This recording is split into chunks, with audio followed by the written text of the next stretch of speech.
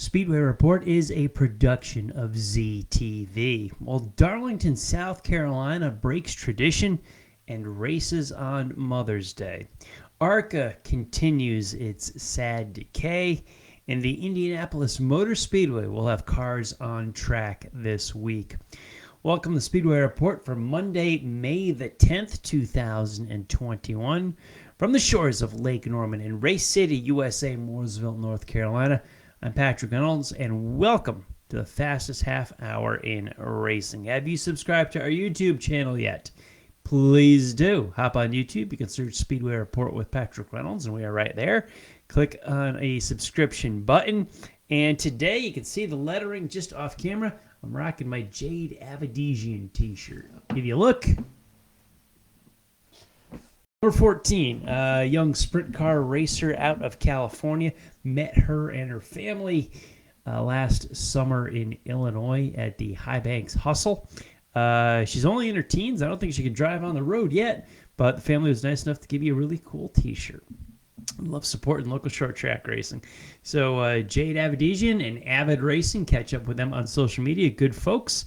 A young racer that could have a lot of potential moving up through the ranks. And hope everybody, if you're watching us live on Monday evening, had a very wonderful Mother's Day yesterday.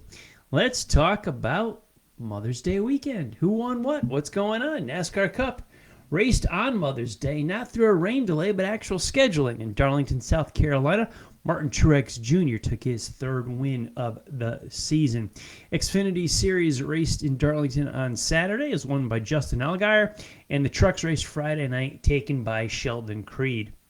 NASCAR's ARCA Series East, former Busch North, many generations ago, raced at the Nashville Fairgrounds in Tennessee. Sammy Smith was your winner. In Formula One, they were in Barcelona with the Spanish Grand Prix, and Lewis Hamilton, you got it, Mercedes clicks off another win. World of Outlaw Late Models ran a doubleheader in Fountain City, Wisconsin. Last Friday night, Brandon Shepard was your main winner, while Chris Madden took the checkered on Saturday night. The World of Outlaw Sprints were part of a traditional big spring weekend at Eldora Speedway in Rossburg, Ohio.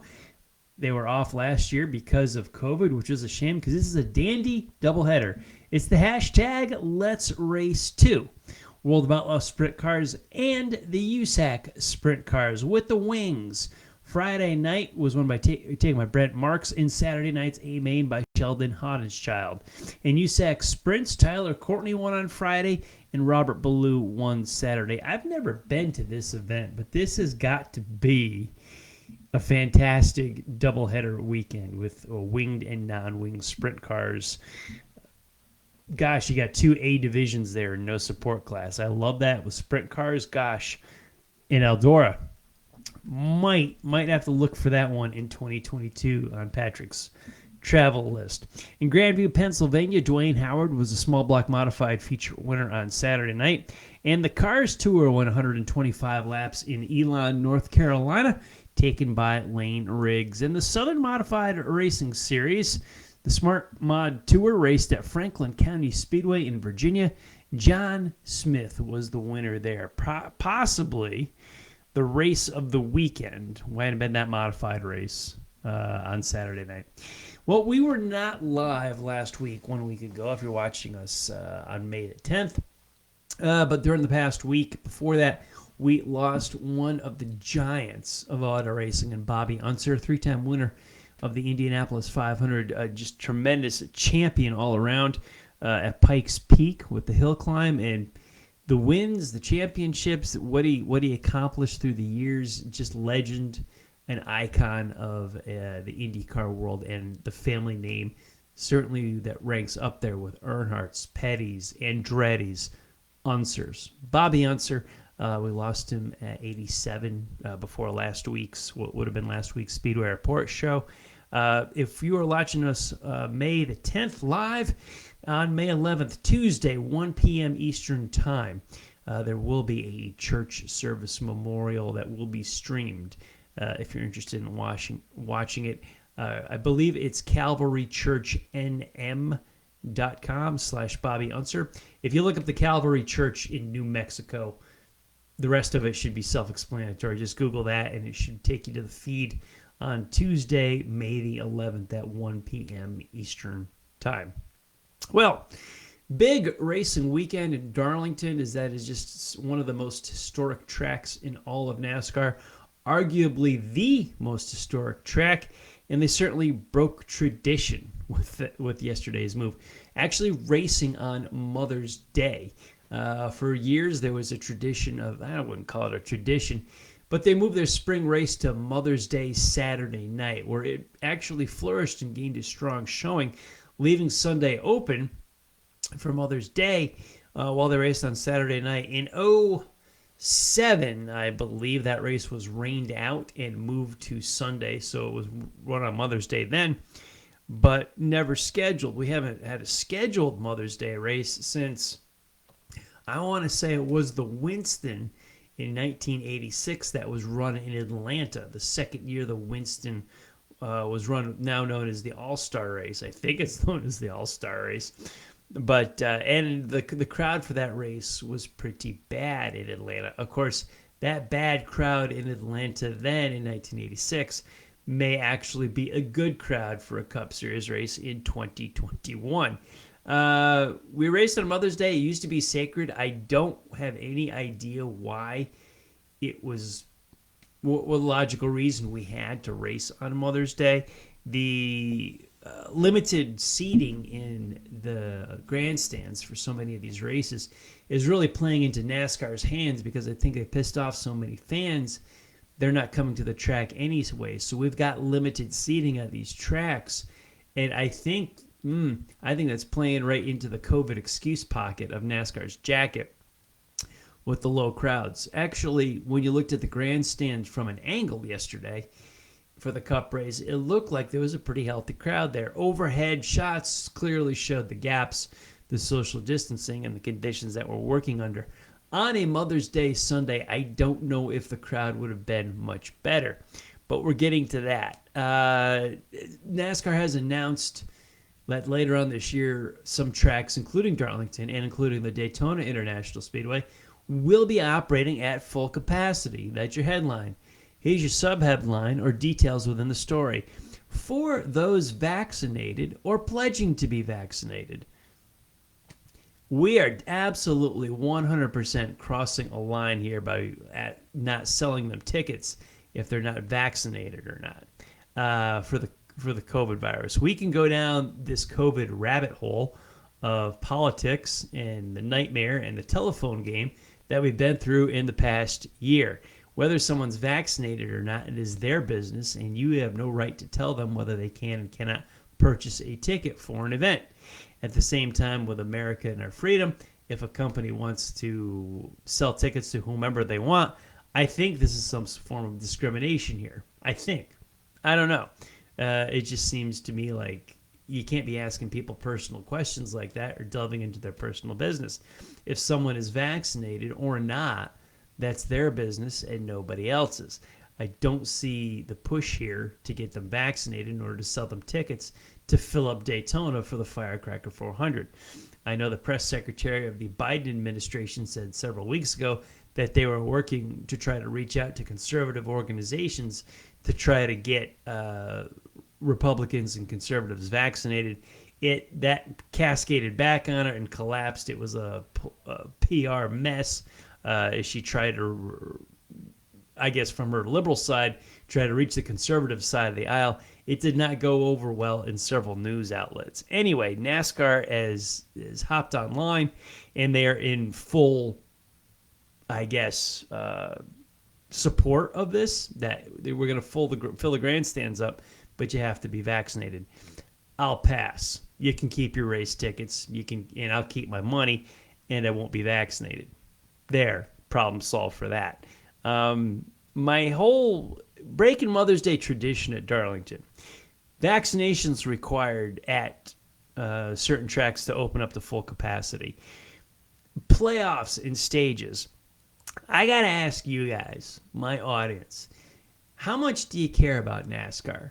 Because I do a lot of talking about it on this show, And my interest in actual NASCAR is declining. It has been grinding away for years to where I don't really watch much. I don't pay attention much. I gather information for this show. I'm not always on the edge of my seat following the sport day to day, and I used to live it. I'm much more interested in other forms of auto racing, just the slow, grinding changes they have made to the national levels of the sport. I'm watching the ARCA series under NASCAR's guidance, I guess you call it, NASCAR's umbrella, just slowly decay. The ARCA East series, one is at the Nashville Fairgrounds over the weekend for a 200-lap race. Now, at first thought, hey, ARCA, Nashville, that sounds cool. I think I want to make a trip to that. Man, am I so glad I did not make a trip to Nashville Fairgrounds to see this joke of a race. The ARCA East series, which is the former Busch North series, which would pull at some tracks 60 to 70 cars to qualify, now pulled a total of 13 entrants to the Nashville Fairgrounds on Saturday night for a 200-lap race. 3 of those 13 were start and park competitors. So within a matter of 20 laps, you had 10 cars left to run 190 laps around the Nashville Fairgrounds. Then there were 2 scheduled competition cautions during the race, one at lap 75 and one at lap 150. You're taking everything I love about stock car racing with that and ripping it up and shredding it and adding everything I dislike about stock car racing into an event. And I am thrilled I did not go see this race. And I love the Nashville Fairgrounds. I loved, past tense, what ARCA used to be. ARCA East, Busch North, K&N Pro Series East. Even when it got to the K&N Pro Series, it wasn't anything to sneeze at. I just know that's the former Busch North, and it's just sad to see how far things have tumbled, and yet the offices in Daytona Beach continue to tell us how wonderful everything is. So if you guys could tell me in our comments on social media, what do you think of NASCAR, and should I even continue to cover it? And I'm largely thinking of their national series. I'm not into the stages or playoffs for Trucks, Xfinity, and Cup. I don't know. I don't care. I don't follow them. We get into the modifieds. They're my favorite division. I still love them. I still think we got a good thing going there. But then you look at what NASCAR has done with ARCA in the East and the West series. There's not much left there to even talk about. I was talking to my brother yesterday on a Zoom call, and he, asked me about the Indianapolis 500, thinking that they may be more out of my wheelhouse. I said, actually, I follow IndyCar racing much more closely than I do anything of NASCAR. And we talked a little bit about the 500, what it may or may not look like this year, my pick to win, which I'm saying right now, I think Scott Dixon will win it for his second time. Tell me in the comments what you think about my coverage of NASCAR Nationals. Should I even bother? I don't have the interest. Do you guys in my audience have the interest? That might perk me up. I may be more inclined to watch. I may be more inclined to go into dialogue. But throw at me in the comments wherever you're watching this. That'll be posted later on social media. Wherever you are, go ahead. Go in the comments, say yes, continue to cover the NASCAR National Series, or skip them altogether. This show doesn't have to be about that. We all know that they receive so much press anyway from Fox and Fox Sports 1 right now, NBC and Peacock. They're all there. Me, I'm not interested. I love a good Dale Jr. download with the stories that they have there, because they have characters and they talk about history of the sport so much, and I love that. But currently, weekly, day-to-day, Monday morning stuff, I don't know. It's just, it's not thrilling me. I'm not following it, and I don't want to do you guys a disservice by not really following it over the weekend and just watching it slowly collapse. How much can I keep talking about this? I don't know. I've talked and written about it for, well over 10 years now. We're going 11 years been doing this. And, gosh, the major levels of NASCAR just have changed so much. and they wave that flag proud that this is not your father's NASCAR anymore. And I wave my flag back to them saying, yeah, that's the problem. That's why those grandstands are empty. Don't blame COVID. COVID's a convenient excuse for you right now. Wait till all the restrictions are lifted and we're back at 100% capacity. And there's massive empty seats up in the grandstands for the Cup race. You look at some photos of the 1980s or some videos of late model sportsman racing at the super speedways. Those crowds are exponentially bigger than a good Cup crowd today. Just a different world. And I don't know if I'm beating a dead horse or beating a dead dinosaur on this deal. I don't know. Tell me what you think. NASCAR National Touring Series. What should I do? Should I care? Should I even follow them or talk to you guys about them? Jumping from that, we'll talk about my beloved modifieds, but not the NASCAR sanctioned kind. Several of those guys run in NASCAR, but we'll talk about the Southern Modified Auto Racing teams. The Smart Tour was at Franklin County Speedway in Virginia. John Smith had a last lap pass over the one-man Taliban, James Zavalli, to win the race. Zavalli's car got away from him in the handling department, and the Smart race was the best one I did see all weekend. I did stay in touch with some racing. I did see a lot of laps. I just didn't watch the NASCAR National stuff at Darlington. But man, modified racing was good. That was a real good race. If you can buy a subscription to Speed 51, see a replay of it, look online for some video of the finish of it. There's some amateur cameraman in turn 4 that captured the last lap of it, Smith's pass over Zavalli. That was likely the race of the weekend. Sure, good old short track and modifieds. You don't need NASCAR to be any part of that. Now, big question that which a lot of people have been asking me is Indianapolis. Am I going? What's going on? Well, they are having everything as far as on track. Well, I shouldn't say that. They're not even having everything. They're having a lot of things on track. All the IndyCar racing.